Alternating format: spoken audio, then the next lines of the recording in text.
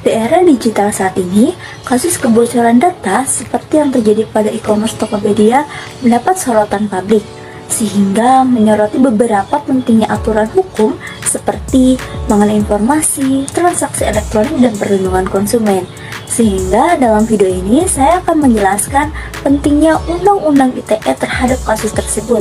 Simak video berikut ini ya.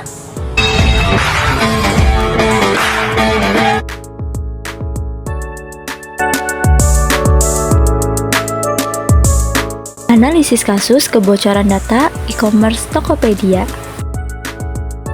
Pada Mei 2020, Indonesia dikejutkan oleh berita kebocoran data pribadi pengguna Tokopedia, salah satu platform e-commerce terbesar di negeri ini.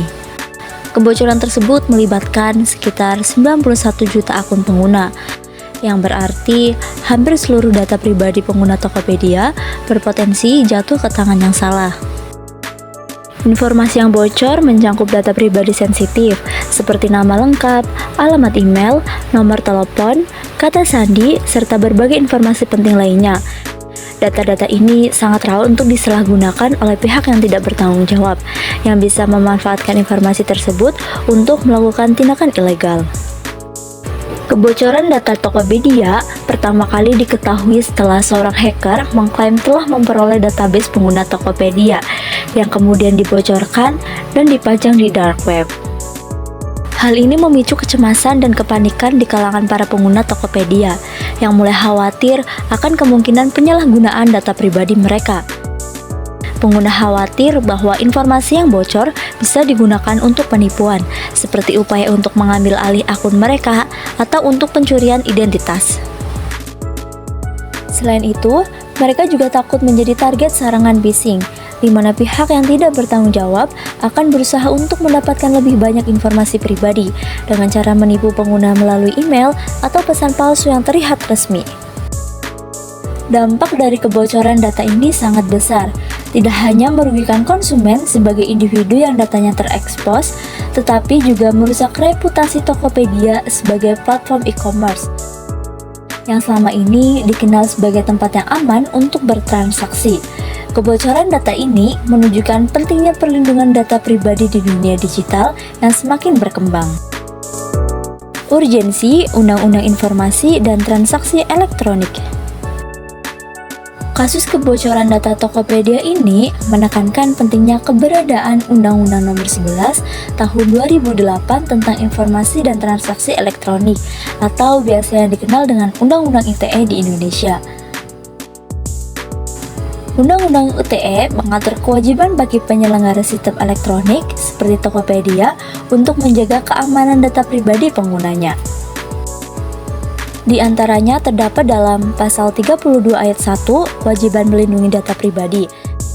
Pasal ini menyebutkan bahwa setiap penyelenggara sistem elektronik wajib melindungi data pribadi yang mereka kelola, termasuk nama, alamat, email, dan informasi sensitif lainnya agar tidak jatuh ke tangan yang salah.